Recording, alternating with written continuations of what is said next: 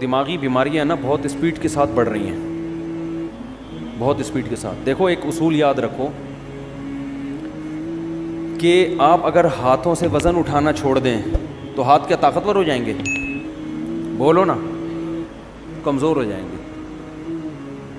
آپ کیا, میں انرجی سیو کر رہا ہوں, ہاتھ کی انرجی کیا کر رہا ہوں, سیو, وزن نہیں اٹھا رہا میں, تو سیو ہوگی. آپ اگر ٹانگوں سے چلنا چھوڑ دو تو ٹانگیں مضبوط ہو جائیں گی کیا؟ بولنے پر گورنمنٹ نے پابندی لگائی ہے. تو یاد رکھو جب ہم بچپن سے ہی نا ٹینشنوں کے اگر ہم عادی ہوتے ہیں, کچھ نہ کچھ ٹینشن ملتی رہتی ہے, تو انسان کے جو اعصاب ہے نا وہ ٹینشن برداشت, ٹینشن کا ویٹ اٹھاتے اٹھاتے باڈی بلڈر بن جاتے ہیں وہ, یعنی ویٹ لفٹر بن جاتے ہیں وہ. اور اگر بچپن سے ہی ٹینشن کوئی مل ہی نہیں رہی ہو, ممی ڈیڈی والا سیٹ اپ ہو, یہ بچہ نفسیاتی پاگل بنے گا بڑا ہو کر, یہ بتا دوں میں. یہ وہمی بھی بنے گا اور یہ دماغی, یہ خودکشی بھی کر سکتا ہے, یہ ذرا سی ٹینشن میں پاگل بھی ہو سکتا ہے, الٹا ہی ہو جائے گا یہ. تو آج کل جو ماں باپ نے بچوں کو جو ممی ڈیڈی والی زندگی دے دی ہے, بہت زیادہ میرا بچہ چماٹ نہیں مارنا, تھپڑ تو ماں, ایکچولی بچوں کی سیلف رسپیکٹ پہ بہت اثر پڑتا ہے. اس سے بچے کی ایسی کی تیسی. ہاں ایسا بھی نہیں ہونا چاہیے کہ آپ بازو کو طاقتور بنانے کے لیے اتنا ویٹ اٹھا لیں کہ ہڈی چٹک جائے آپ کی, تو بچے کو اتنی ٹینشن ہونا شروع ہو جائے کہ گھر اس کے لیے عذاب بن جائے. جو آ رہا ہے جا رہا ہے اس کو ذہنی طور پر ٹارچر کر رہا ہے, تو اس سے بھی دماغ خراب ہوتا ہے اس کا. لیکن نیچرل لائف جو ہے نا, جو ہمیشہ سے چلتی آ رہی ہے, اس سے جب ہٹ جائیں گے تو یہ مسائل کھڑے ہوں گے. ہمیں یاد ہے پہلے وہمی بھی نہیں ہوتے تھے لوگ, اور پاگل کہیں لاکھوں میں کوئی ایک نظر آتا تھا, وہ بھی کوئی ایکسیڈنٹ کی وجہ سے, دماغی چوٹ کی وجہ سے. بڑے بڑے سخت حالات لوگ برداشت کر لیتے تھے. ہم تو اپنے بڑوں سے جب حالات سنتے تھے نا کہ بھئی ایک خاتون کے ایک بچہ مر گیا, پھر دوسرا مر گیا, پھر تیسرا پیدا ہوا وہ مر گیا, پھر چوتھا پیدا ہوا, بڑے ہو کے مرتے رہے, پھر بھی صبر کر رہی ہیں. اور میاں خراب نکلا, میاں شرابی نکلا, وہ ٹارچر کرتا ہے. بچوں کو ماں باپ بہت کوٹتے پیٹتے تھے, بچے باغی نہیں ہوتے تھے. اب 2 تھپڑ لگاؤ بچہ کیا ہو جاتا ہے, باغی ہو جاتا ہے. تو ایک مسئلہ تو یہ ہے کہ بچہ بچپن سے تھوڑی بہت ٹینشن اس کو ملنی چاہیے, تھوڑی بہت ڈانٹ ڈپٹ مار کٹائی کبھی کبھار ہونی چاہیے. بہت دنوں سے نہیں ہوئی تو ایک دفعہ آدمی احتیاطاً 1-2 تھپڑ بلا وجہ نہ لگائے, کوئی بات پہ لگائے, ٹھیک ہے, کبھی کبھار. اس سے تھوڑا عادت ہوتی ہے کہ ابا ہے بھائی مار سکتا ہے. دوسری بات یہ کہ بچوں کو خراب کرنے والی چیز باہر کا ماحول ہے. یہ انوائرمنٹ جو ہے نا باہر کا, اسکول کالجز میں یہ بتایا جاتا ہے, بچوں کو یہ نہیں سکھایا جاتا. جو لبرل ٹیچرز ہیں, آج کل تو لبرلزم پھیل رہا ہے نا, کہ بھائی ماں باپ اگر سختی بھی کریں برداشت کرو. الٹی پٹیاں پڑھائی جا رہی ہیں ان کو. آپ کسی بچے کے سامنے یہ کہتے ہیں ابے تمہارا باپ تو ایسا ہے, ابے تمہارا فلاں تو ایسا ہے, تو بچے کے دل سے اپنے باپ کی عظمت ختم ہو جائے گی. تو باہر بہت سارے لوگ ہیں جو آپ کے گھر کو کیا کر رہے ہیں, خراب. عورتیں کیوں خراب ہوتی ہیں؟ وہ جب دوسری عورتوں کے گھروں میں جاتی ہیں تو دوسرے کے میاں کی خوبیاں ان کو نظر آ رہی ہوتی ہیں, خامیاں نظر نہیں آتی, اور اپنے میاؤں کی خامیاں نظر آ رہی ہوتی ہیں, خوبیاں نظر نہیں آ رہی ہوتی. یہ بہت ہو رہا ہے. اب وہ گئیں کسی آنٹی سے ملنے کے لیے, اس کے گھر میں دیکھا بھائی وہ تو اپنی وائف کو گاڑی میں بٹھاتا ہے, ایسے دروازہ کھول کے یوں کر کے بٹھاتا ہے. یہ نہیں پتا کہ وہ کنڈی ٹوٹی ہوئی ہے اس کی, وہاں سے کھلتا نہیں دروازہ اندر سے, ٹھیک ہے نا. اب وہ یہی ایک خوبی ہے, چلو عزت دے رہا ہے. آپ ذرا تحقیق کرو تو پتہ چلے گا خرچہ دھیلے کا بھی نہیں دے رہا.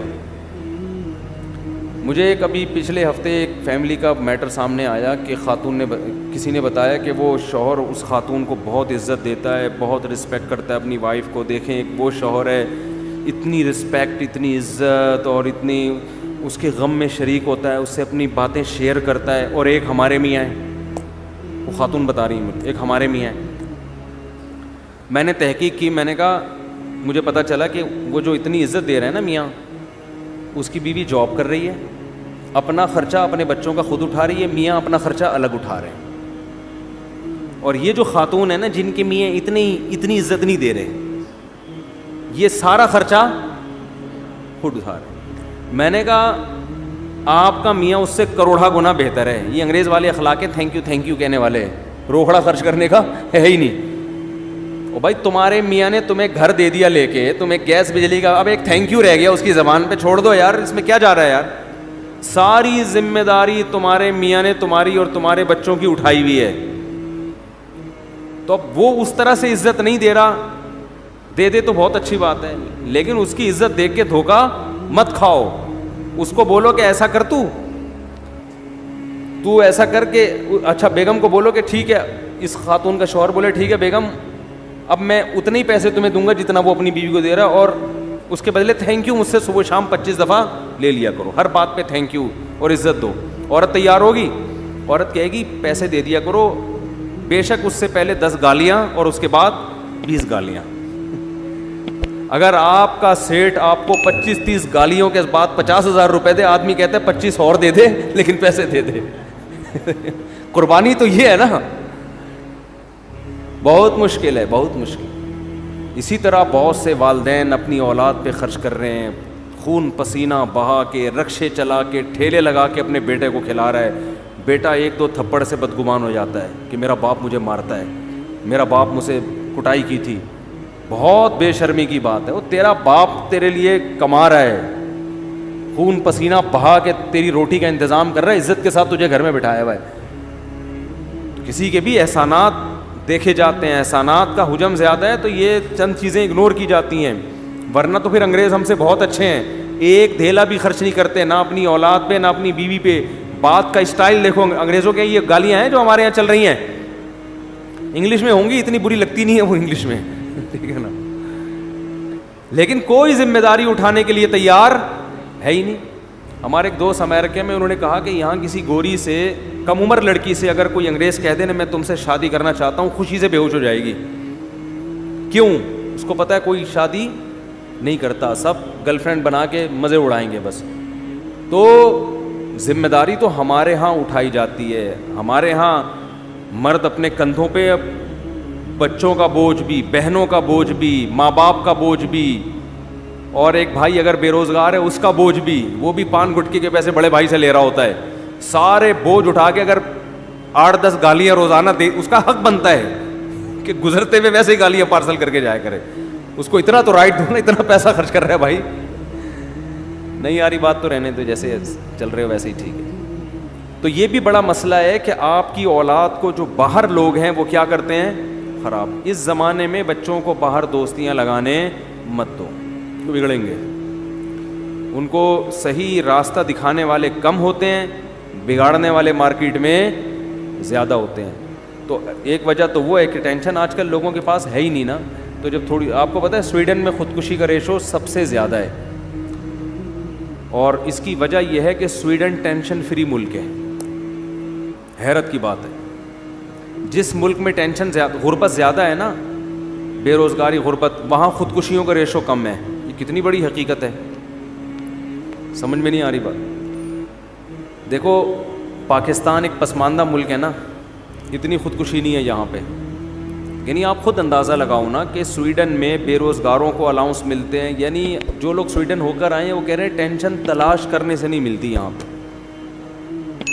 گوگل پہ سرچ کرنا پڑتا ہے بھائی, کسی کے پاس ٹینشن ہو تو تھوڑے دن کے لیے چاہیے. ہم پاکستانیوں کو چاہیے ہوتی ہے نا, وہ پریشان ہو جاتے ہیں ٹینشن کیوں نہیں. تو اس کے باوجود سب سے زیادہ خودکشی کہاں ہو رہی ہے, اس کنٹری میں ہو رہی ہے. کیوں ہو رہی ہے؟ اس کی وجہ یہ ہے کہ قدرت کی طرف سے ذرا سی کوئی پریشان, قدرت تو دیتی ہے ٹینشن, چاہے آپ کا ملک ٹینشن فری ہو جائے, اللہ کی طرف سے ٹینشنیں آتی ہیں تو وہ برداشت نہیں کر پاتے. برداشت نہیں کرتے تو جا کے وہ لٹکنے کی کوشش کرتے ہیں اور کھمبوں سے چپکنے کی کوشش. اس کا یہ بڑا نقصان ہوتا ہے. اور کوئی بات پوچھنی ہو بھائی؟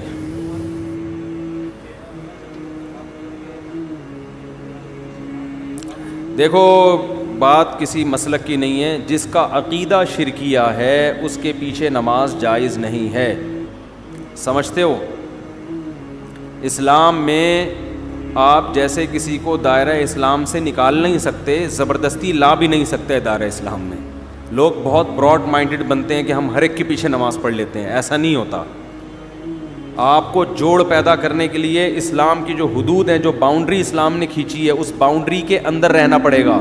اور ایک بات خوب اچھی طرح سمجھ لیں, پہلی بات تو یہ ہے کہ جس کا عقیدہ شرکیہ ہو اس کے پیچھے نماز جائز نہیں ہے, چاہے اہل حدیث ہو, چاہے دیوبندی ہو, چاہے بریلوی ہو, چاہے کوئی بھی ہو. عقیدہ شرکیہ ہے تو اس توحید پرست ہونا ضروری ہے.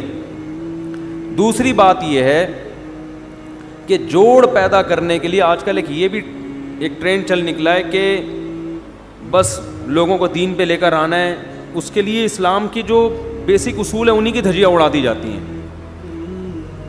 تو لوگوں کو دین کے قریب کرنے کے لیے آپ جو اسلام کے بنیادی اصول ہیں, اسلام نے جو باؤنڈری کھینچی ہے, اس میں تبدیلی نہیں کر سکتے. نبی صلی اللہ علیہ وسلم نے 13 سال مکہ میں دعوت دی ہے, چند لوگوں کے سوا کوئی بھی ایمان نہیں لے کر آیا. اور مشرکین کیا کہتے تھے کہ تھوڑی سی لچک پیدا کر دیں, تھوڑی سی ہماری بات مان لیں. آپ نے مصلحتاً بھی ان کی بات نہیں مانی کہ اسلام کی جو بنیادی احکام ہے نا ان میں کمپرومائز نہیں ہوگا. جن چیزوں کا انتظامی معاملات سے تعلق ہے, مینجمنٹ سے, ان میں تو جیسے صلح حدیبیہ میں آپ نے بہت ساری چیزوں میں مانی ان کی بات, لیکن اگر وہ یہ معاہدہ کرتے کہ آپ ایک نماز چھوڑ دیں تو نبی اس شرط کو تسلیم نہیں کرتے. بھائی نماز بھی نہیں چھوڑ سکتے, روزہ بھی نہیں چھوڑ سکتے, داڑھی بھی نہیں کاٹ سکتے ہم, ٹھیک ہے نا, چوری کو جائز بھی نہیں, زنا کی بھی اجازت نہیں ہو سکتی. تو اسی طرح یاد رکھو آج کل ایک بہت بڑا مسئلہ یہ ہو گیا ہے کہ ہماری حدود ساری ختم ہوتی چلی جا رہی ہیں. اور یہ بھی ذہن میں رکھیں کہ نبی صلی اللہ علیہ وسلم کی سیرت میں جہاں ہمیں معاف کرنا ملتا ہے وہاں انتقام لینا بھی ملتا ہے.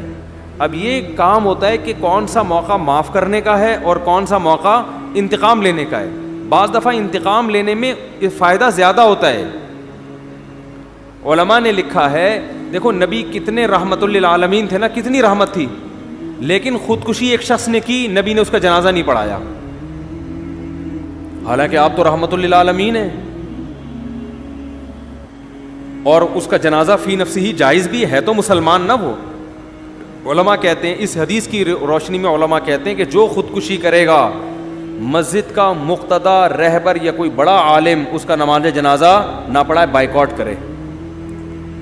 لیکن ہم کیا کر رہے ہوتے ہیں یہاں پہ, نہیں بھائی اس کی تعریفوں پہ پول باندھ رہے ہوتے ہیں. وہ جو انڈیا میں ایک لڑکی نے خودکشی کی تھی نا, بہت لوگوں نے ترس کھایا. میں نے کوئی ترس والا بیان نہیں کیا, میں نے کہا اللہ مغفرت کرے, مسلمان تھی لیکن کوئی اچھا کام نہیں کیا. یہ واجب التعزیر ہے بھائی. تم جرم بھی کر رہی ہو اور ساری دنیا کو بتا کے دریا میں چھلانگ لگا کے اور بھی لوگوں کو کہہ رہی ہو کہ سب چھلانگیں مارو. یہ تو بے صبری ہے نا. نیکی کو پروموٹ کیا جاتا ہے, ہائی لائٹ کیا جاتا ہے کہ دیکھو غم کے موقع پر میں یہ صبر کر رہی ہوں, تو آپ لوگ بھی صبر کرنا سیکھو. عادت نہیں لیکن مجھے ٹینشن اتنی ہو گئی, 2 بوتلیں چڑھا لیا اور ویڈیو بنا کے یوٹیوب پہ ڈال دے. لوگ کہیں یار اتنا نیک آدمی کو یہ اتنا مجبور کر دیا اس معاشرے نے, اس ظالم معاشرے نے اتنے نیک آدمی کو ایسا مجبور کر دیا کہ شراب پی رہا ہے, اس کی ساس پہ مقدمہ ہونا چاہیے. اس داماد کو کس نے ٹینشن دی ہے؟ ساس نے. اس کے سسر پہ مقدمہ, اس کی بیوی کو جیل میں ڈال دینا چاہیے, اس کی ٹینشن ہے. ابے بھائی ٹینشن اس نے دی ہے, نہیں دی, ہمارے سامنے نہیں. تو جو جرم کر رہا ہے نا, تو لوگوں کو گواہ بنا رہا ہے. اب اس انڈیا کی وہ لڑکی کی ساس غلط تھی نہیں تھی ہمیں نہیں پتا, لیکن آپ کا غلط ہونا تو آپ نے خود ثابت کر دیا نا اپنے آپ کو حرام موت مار کے. دیکھو میں اپنے آپ کو اس لڑکی سے بہتر نہیں سمجھتا, قیامت میں شاید وہ بخشی جائے اور ہم لٹکے ہوئے ہوں, لیکن اصول کی بات شریعت کی جو ہے وہ تبدیل نہیں ہو سکتی. جرم کو پروموٹ کرنے کی, ہائی لائٹ کرنے کی اور اس کی حوصلہ افزائی کرنے کی اجازت نہیں ہے. ہم تصویر کے ایک رخ کو دیکھتے ہیں, دوسرے رخ کو نہیں دیکھ رہے ہوتے. ایک بہت بڑا سنگر تھا, جب اس کی ڈیتھ ہوئی ہے تو اس کا جنازہ لایا گیا ہمارے ہاں. ہمارے شیخ حضرت مفتی رشید احمد صاحب کے حضرت نے انکار کر دیا نماز جنازہ پڑھانے سے, فرمایا میں نہیں پڑھاؤں گا.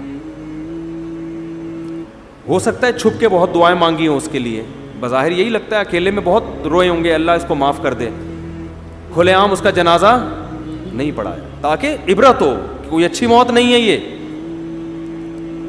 ہاں کوئی چھپ کے جرم کر رہا ہے, اپنے جرم کو خود ہی چھپا رہا ہے, تو ہمیں بھی حکم ہے اس کو ہم چھپائیں. ایک اپنے آپ کو ایکسپوز کر دیا اس نے, وہ تو لوگوں کو ترغیب دے رہا ہے جرم کی. تو اس لیے بھائی ان چیزوں میں آج بے اعتدالی بہت ہونے لگی ہے. ہم حدود شریعت سے تجاوز کرتے ہیں. مجھے کچھ سنگر لوگ ملتے ہیں کہ ہم نے توبہ کر لی ہے, ہم پہلے ایسے تھے, ہم یوں تھے, ہم یوں تھے. تو ٹھیک ہے, بیچاروں نے توبہ کی, اللہ ان کی توبہ قبول فرمائے, لیکن میں ان سے اکثر ایک بات کہتا ہوں کہ یار اپنے ماضی کو بھول جاؤ. ماضی کو, ایک تصویر تو چلو کوئی اپنی محفوظ رکھ لے کہ لوگوں کو ترغیب دینے کے لیے کہ میں ایسا تھا اور ایسا ہو گیا, چلو ایک اس میں یہ مسئلہ سمجھ میں آتی ہے تاکہ دوسرے گلوکاروں کو بھی موٹیویشن ملے. ہمارے ایک دوست تھے, وہ کہیں ڈراموں میں آیا کرتے تھے, تو پھر انہوں نے توبہ کی, تو انہوں نے مجھے اپنی پرانی تصویر بنائی نا, دکھائی, کیپ پہنا ہوا ہے, کالا چشمہ اور عجیب سی مونچھیں رکھی ہوئی ہیں, اور جب وہ توبہ کیا ایسا, جن کی میں نے 3 شادیاں نہیں, تیسری کروائی تھی شادی, وہ ویڈیو بھی گئی تھی. اب وہ شوبز کی دنیا چھوڑ کے شادیوں پہ سیٹ ہو گئے ہیں. شوبز کی دنیا چھوڑ کر کس پہ سیٹ ہو گئے ہیں؟ سیٹ ہوتا ہے آدمی تو پھر وہ کرتا ہی چلا جاتا ہے, پھر وہ ڈھیٹ بن جاتا ہے. تو میں نے کہا اچھا ہے, وہ جو حرام کاری کا خطرہ تھا وہاں پہ, یہ نہیں کہ سب کوئی غلط کر رہے ہوتے ہیں, میں الزام نہیں لگا رہا. تو کیا نتیجہ نکلا کہ اب انہوں نے اتنا پیارا ان کا حلیہ ہو گیا, تو وہ ایک تصویر انہوں نے رکھی ہوئی ہے, وہ فیس بک پہ بھی ڈالی تھی کہ یہ زیادہ اچھی ہے, یہ والی, سب وہ نورانی چہرے کو کہہ رہے تھے ماشاء اللہ ماشاء اللہ. تو ایک تو چلو عبرت کے لیے ٹھیک ہے, لیکن اپنی ساری تصویریں کہ میں ایسے ناچتا تھا, میں یوں کرتا تھا, میں یوں, بھائی یہ تو آپ اپنے گناہ کو کیا کر رہے ہو. آپ اپنے حج اور عمرے کی تصویر سمجھ میں آ رہا ہے کہ میں سردی میں رو رہا تھا. اول تو اس کو بھی ضرورت نہیں ہے, لیکن یہ کوئی پھر بھی ایک سمجھ میں آنے والی چیز ہے. تو اپنے گناہ کی یادگاریں محفوظ رکھنا یہ اچھا کام نہیں ہے. نبی صلی اللہ علیہ وسلم نے فرمایا کہ ایمان کی مٹھاس کا حدیث کا مفہوم ہے, اس وقت انسان کو محسوس ہوتی ہے جب وہ کفر کی دنیا یا گناہ کی دنیا میں جانے کو اتنا برا سمجھے جیسے آگ میں چھلانگ لگانے کو. اس کو اتنی نفرت ہو اس ماضی کی دنیا سے کہ میں نے کس گند میں زندگی گزار رہا تھا. پھر اس کا مطلب ہے خاندانی توبہ کی ہے اس نے. سمجھتے ہو کہ نہیں سمجھتے ہو؟